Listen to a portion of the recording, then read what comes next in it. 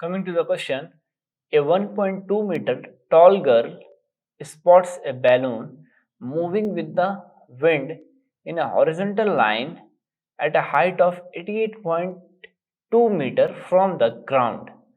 The angle of elevation of the balloon from the eyes of the girl at any instant is 60 degree. After some time, the angle of elevation reduces to 30 degree. Okay, as shown in the figure, find the distance traveled by the balloon during the interval. तो हमें question में क्या दिया हुआ है, एक 1.2 metre tall girl है, ठीक है, ये 1.2 मीटर टॉल गर्ल यहाँ पे खड़ी हुई है और जो बैलून हवा में उड़ रहा है वो ग्राउंड लेवल के डिस्टेंस से कितना है, 88.2 मीटर की हाइट पे उड़ रहा है, ठीक है, या फिर आप कह सकते हैं ट्रेवल कर रहा है। तो जब ये गर्ल, ये लड़की 1.2 मीटर जिसकी हाइट है, अगर वो ऑब्जर्व करती है इनिशियल कंडीशन पे बैलून को, ठीक है, अगर वो ग्राउंड लेवल से बैलून को अगर ऑब्जर्व करती है तो उसका एंगल ऑफ एलिवेशन जो क्रिएट हो रहा है वो कितना हो रहा है, 60 डिग्री इनिशियल स्टेज पे, ठीक है। जैसा क्वेश्चन में दिया हुआ है कि बैलून जो है वो हॉरिजॉन्टल लाइन में ही ट्रेवल कर रहा है, ठीक। तो उसके बाद क्या होता है, जब इनिशियल स्टेज पे गर्ल ने देखा कि बैलून को जब उसने ऑब्जर्व किया तो एंगल ऑफ एलिवेशन क्या क्रिएट हुआ इस गर्ल के आई साइड से, वो हुआ 60 डिग्री, करेक्ट। जब यही बैलून कुछ देर के बाद हॉरिजॉन्टली अगर ट्रेवल करते हुए जाता है कोई एक दूसरे डिस्टेंस तक या दूसरे पॉइंट तक, और वहां पे फिर से दोबारा यही गर्ल अगर उस बैलून को दोबारा अगर देखती है, तब उसका एंगल ऑफ एलिवेशन रिड्यूस होकर कितना हो जाता है, 30 डिग्री, ठीक है। तो हमें मालूम क्या करना है कि इनिशियल कंडीशन पे जो बैलून था, ठीक है, उसके बाद जब वो ट्रेवल करके हॉरिजॉन्टली ट्रेवल करके फाइनल कंडीशन पे जहां तक पहुंचा, उस बीच की डिस्टेंस कितनी है, ये हमें फाइंड आउट करना है। तो सबसे पहले हम लोग क्या करेंगे, सबसे पहले फ्री हैंड डायग्राम या फिर लाइन डायग्राम के थ्रू ये पूरे विजुअलाइजेशन को शो करेंगे, ठीक है। तो सबसे पहले हम लोग के पास क्या है, कोई भी एक बैलून उड़ रहा है हवा में या ट्रेवल कर रहा है हॉरिजॉन्टली, ठीक, ग्राउंड लेवल से कितनी उसकी हाइट है, 88.2 मीटर, और उसको स्पॉट कौन कर रही है, एक 1.2 मीटर टॉल गर्ल, ठीक है। तो फॉर एग्जांपल अगर हम यहाँ पे 1.2 मीटर टॉल गर्ल अगर बना ले, ठीक है, ये 1.2 मीटर टॉल गर्ल है, करेक्ट। और फिर दूसरा कंडीशन क्या है हमारे पास, सपोज ग्राउंड लेवल से, ये ग्राउंड लेवल है, यहां से जो बैलून की जो डिस्टेंस है वो कितना है, 88.2 मीटर। तो इस पोजीशन से सपोज इस पोजीशन तक,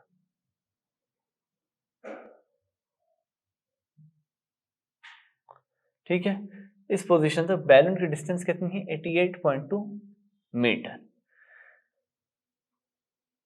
तो इसको अगर हम लोग ग्राउंड लेवल एक्सपेक्ट कर लेते हैं, करेक्ट है। थर्ड कंडीशन क्या है, अगर यहां से गर्ल जो 1.2 मीटर टॉल गर्ल है, ये 1.2 मीटर टॉल जो गर्ल है, यहां से अगर बैलून को स्पॉट करती है तो एंगल ऑफ एलिवेशन क्या क्रिएट हो रहा है, 60 डिग्री। तो सपोज ये इसका हॉरिजॉन्टल पाथ हो जाएगा, ठीक है। तो यहां से यहां तक का ये गर्ल की आई साइट हो गई और ये बैलून है सपोज। तो यहां से इस पॉइंट से अगर इस पॉइंट पे इस पॉइंट तक एंगल ऑफ एलिवेशन क्या बन रहा है, जैसा कि हमें क्वेश्चन में दिया हुआ है, 60 डिग्री, ठीक है। अब क्या कहा गया है, कुछ देर के बाद ये बैलून जो है फिर से हॉरिजॉन्टली ट्रेवल करता है कोई दूसरे पॉइंट तक, जहां पे फिर ये जो गर्ल है वापस उस बैलून को स्पॉट करेगी, ठीक। तब उस वक्त एंगल ऑफ एलिवेशन क्या होता है, रिड्यूस होकर 30 डिग्री हो जा रहा है। तो सपोज अगर ये बैलून हॉरिजॉन्टली ट्रेवल कर रहा है सपोज इस पॉइंट तक, ठीक है, तब यहां से इस पॉइंट से गर्ल जब वापस से स्पॉट करती है बैलून को, तब एंगल ऑफ एलिवेशन रिड्यूस होकर कितना हो रहा है 30 डिग्री। तो आपका ग्राउंड लेवल का जो डिस्टेंस होगा, सपोज हम यहां तक ले लेते हैं, ठीक है। ये बैलून की हाइट हो जाएगी 88.2 metre from the ground level. ये आपका हॉरिजॉन्टल पाथ बन जाएगा, क्रिएट होगा ड्यू टू आई साइट, ठीक है। तो यहां से जब गर्ल स्पॉट करती है फिर से उस बैलून को, जो हॉरिजॉन्टल ट्रेवल करके इस पॉइंट से इस पॉइंट तक पहुंचा है, ठीक है। सपोज गर्ल ने स्पॉट कर लिया, तब इसका एंगल ऑफ एलिवेशन रिड्यूस होकर के कितना हो गया, ये रिड्यूस होकर के आपका हो गया 30 डिग्री पे, ठीक है। ये 30 degree angle of elevation reduce हो गया। सपोज फॉर एग्जांपल अगर मैं इस पॉइंट को A, इस पॉइंट को B, इस पॉइंट को C, D, E, F और इस पॉइंट को G, सपोज इस पॉइंट को हम लोग P कह देते हैं, ठीक है। तो हमें मालूम क्या करना है, distance travelled by the balloon during the interval. जो डिस्टेंस ट्रेवल किया गया बैलून के दरमियान, मतलब इस पॉइंट से इस पॉइंट तक, ये दोनों पॉइंट के बीच का जो डिस्टेंस होगा वो हमें कैलकुलेट करना है। जैसे अगर हम लोग देखेंगे तो इस पॉइंट से इस पॉइंट तक, इनिशियल टू फाइनल पॉइंट तक का हम लोगों को उस बीच का डिस्टेंस कैलकुलेट करना है कि बैलून ने कितना डिस्टेंस ट्रेवल किया था, ठीक है।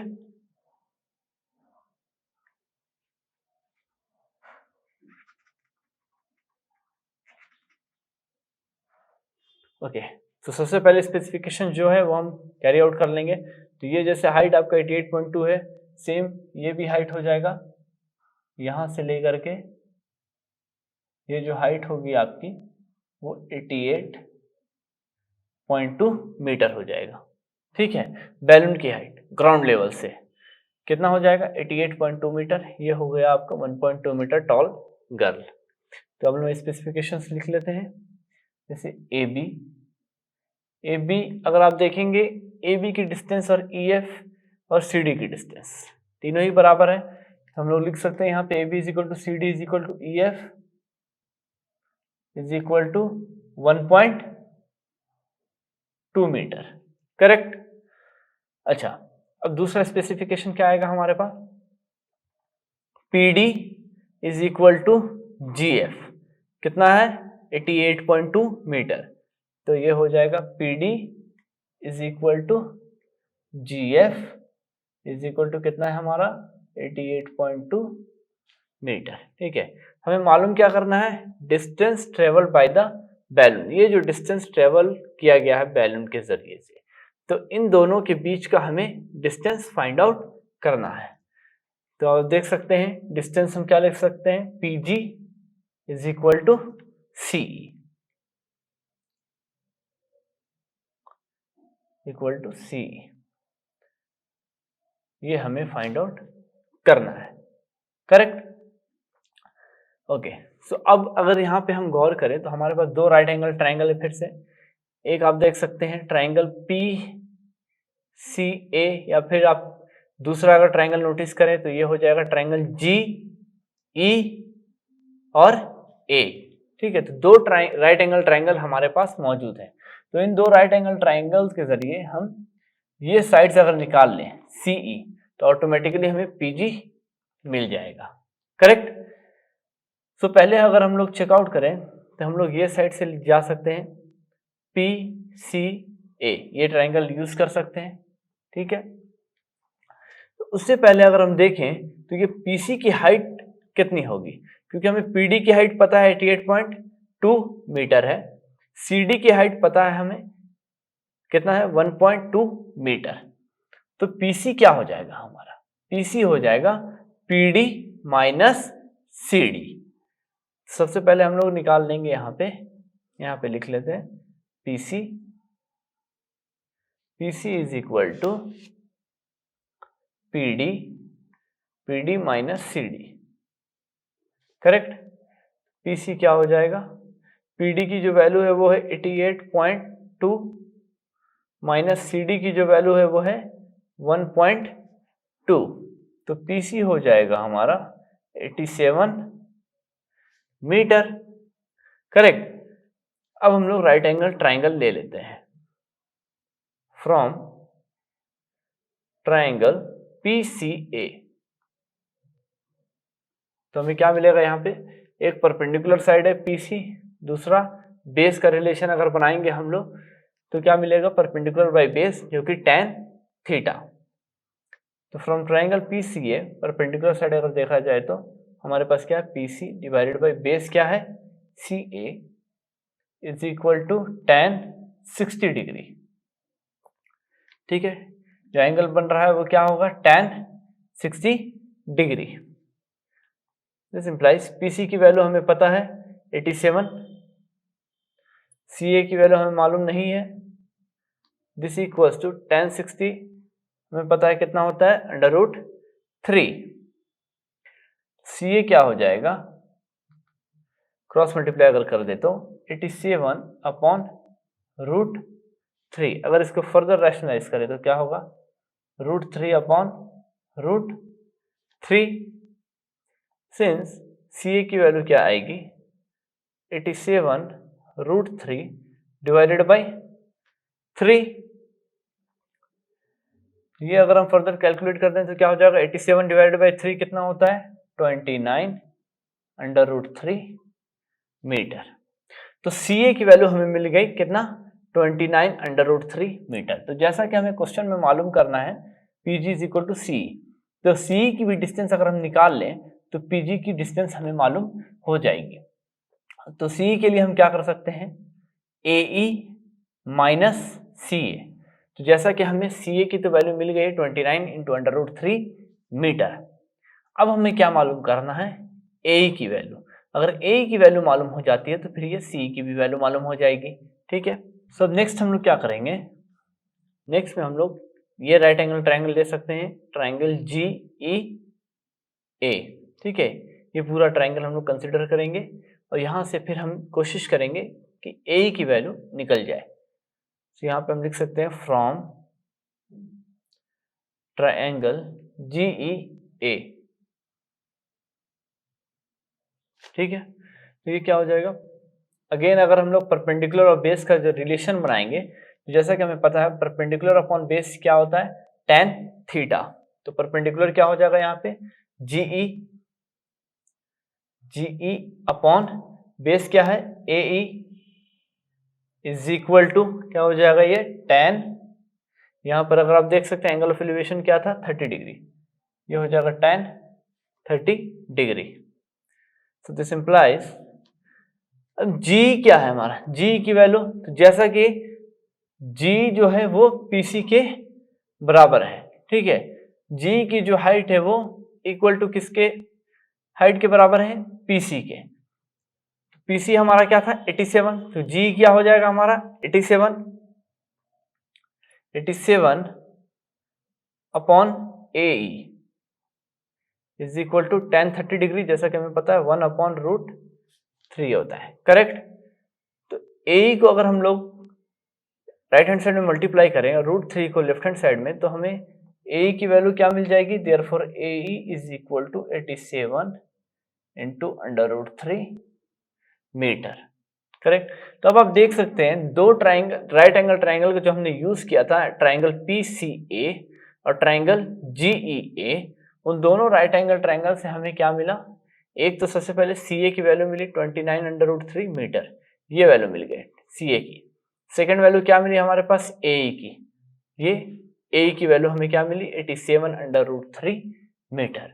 ओके, तो नेक्स्ट स्टेप में क्या करेंगे हम, जैसे कि हमारे पास CA और AE की वैल्यू तो आ गई, CA की वैल्यू हमारे पास आ गई 29 √3 मीटर, और ये जो AE जो हमारा बेस था उसका वैल्यू कितना आ गया 87 √3 मीटर। तो हमें किसकी वैल्यू निकालनी है, CE, जो कि distance travel between the two balloons. ठीक है, तो यहाँ पे हम लिख सकते हैं CE इज इक्वल टू क्या हो जाएगा, AE माइनस, अब देख सकते हैं CA, ये सी की डिस्टेंस हो गई, इसको हम लोग कैसे लिख सकते हैं, टोटल डिस्टेंस जो है ए, अगर उससे हम माइनस कर दें ए सी की वैल्यू, तो वो हमें क्या मिल जाएगा, सी का डिस्टेंस मिल जाएगा। ठीक है, तो C is equal to A minus C A. Okay, this implies C E is equal to, हमारे पास अगर आप देखेंगे ए की वैल्यू कितना है, 87√3 metre, 87√3 correct, minus C A की वैल्यू कितना है हमारे पास, 29√3